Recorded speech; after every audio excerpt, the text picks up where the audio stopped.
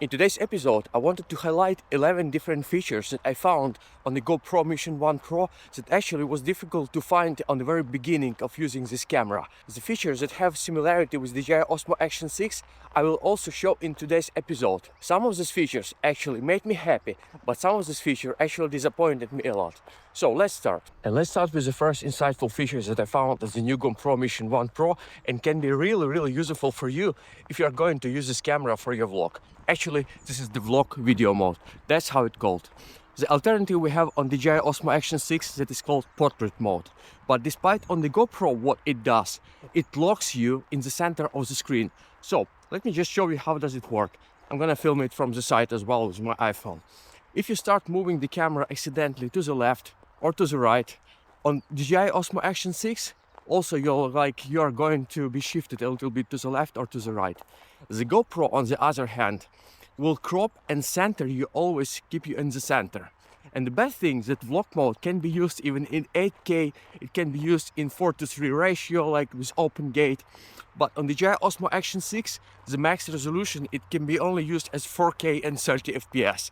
So I think this vlog mode has a lot of sense if you are going to use the GoPro Mission 1 Pro specifically for the vlog reasons. So the next feature I wanted to talk about is ND motion effect. Because of the new GoPro Mission 1 Pro has a built-in ND cinematic motion blur.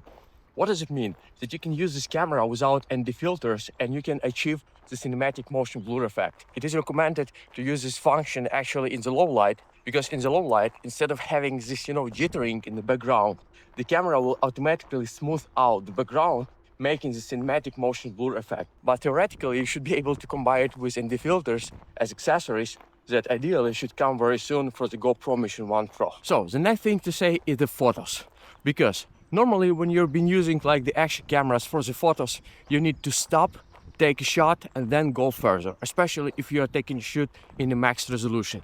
What I found that in GoPro Mission 1 Pro, even when I was walking really fast and I was taking the pictures in max resolution of 50 megapixels, the photos were really sharp and I didn't have any, like smoothing out or blur like somewhere on the photos. It looked really great. Just take a look at today's comparison between the DJI Osmo Action 6 and new GoPro Mission 1 Pro. The same shots I took at the same time while walking, while moving, and on the GoPros they look really sharp. While on the DJI Osmo Action 6, we definitely see this smoothing out somewhere like on the shot that is not so focused anymore. But I will have a separate dedicated episode only for the photo mode and comparison with Ace Pro 2, DJI Action 6 and also the new GoPro Mission 1 Pro. Of course, the next features that only GoPro Mission 1 Pro currently has comparing to other action cameras is a built-in GPS. It means that actually you do not need to rely on the third-party applications as for example Strava or Garmin if you want to export your GPS data and telemetry data on your video, but you can use the built-in GPS data from the GoPro. Interestingly, that when you enable the GPS on the GoPro, you don't see any warning information that it might start draining your battery faster and stuff like that. So I'm really wondering if it affects the battery or not. I will do this test and I will share this information with you in one of the next episodes. The next features that I found also very useful on the new GoPro Mission 1 Pro is lock screen, because actually you can lock the horizon on every video mode that you have on the camera. No matters if you are filming in the regular video mode or if it's vlog portrait mode or if it's hyperlapse, you can always go and enable lock horizon, and even if you are filming in 8K, still it's gonna work. So for the action, I think it's complete game changer, because on the other action cameras, the horizon lock feature can only be used in the very specific video mode. For example, just in the regular video mode, because it's heavily cropping the image itself. Another thing that I found also super useful on the new Mission 1 Pro is on-screen information that actually you can overlay while filming and while the camera is on. For example, I can put all the video output settings that at the moment the camera is providing, like ISO, exposure value, especially if you are filming in automatic mode. You will see all these details. And the best thing is that also you can see the indicator of the mic, just to understand if the sound is not going to be clipping. So I think it's very useful compared to other action cameras. And because of I just mentioned the mic, the mic is a separate story on the new GoPro Mission 1 Pro, because comparing to the DJI Osmo Action 6, that actually the built-in mic has only one mode, is to snap all the audio from all the direction. On the GoPro Mission 1 Pro you have a lot more different configurations for your mic. First of all, GoPro has its special GoPro mode for the mic that's somehow supposed to improve your voice and like the sound in general. The second, you can switch to auto gain mode. In auto gain mode, the camera is supposed to prevent the clipping of the audio, especially if you start speaking more loud, less loud, and actually it might be really helpful for those who are using this camera in different unpredicted environments. As well, you have the manual gain mode. But this is not it, because if you go to the video settings that you are filmmaking in, you can also switch between the tune enhanced mode of the mic and also the standard one. And the tune enhanced supposed to focus more on the voice and eliminate different background noise. So let's test it now. I just switched the mic settings from the automatic gain mode to the special GoPro mode on the mic settings. Just let me know in the comments, guys, what do you think comparing to the mic settings that were a minute ago. And let me also switch to the focus more enhanced mode. Okay, so until now I was filming in the voice enhancement mode.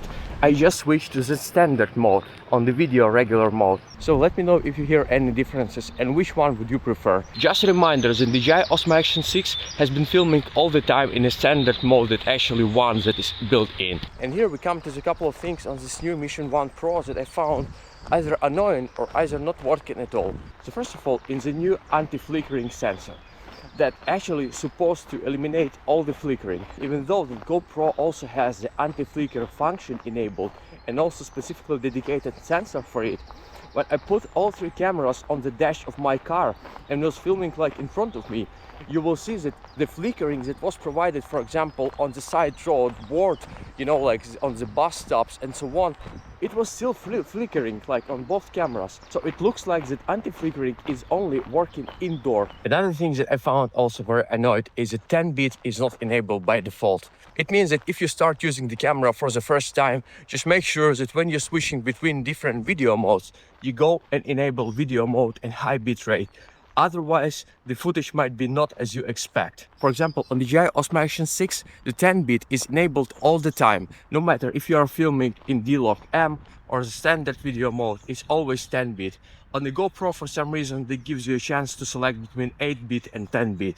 What do you think, guys? Just let me know in the comments. And just one last thing that I found really annoying is when you connect the new GoPro Mission 1 Pro to your laptop using USB-C cable, it's not going to automatically be recognized as an external flash drive. The same way as you connect the DJI Osmo Action 6 or even Ace Pro 2, you need to select on the screen that this is the file transfer mode, and then you have access to your camera, to your SD card. On the GoPro Mission 1 Pro, there are two ways to actually download the files from the SD card to your laptop. So the one way is extract the SD card from your camera and using the card reader inserted in your laptop. And another way on the MacBook, for example, is to connect with your USB-C and then open the image capture application on the MacBook, and only then you can actually import files from the GoPro.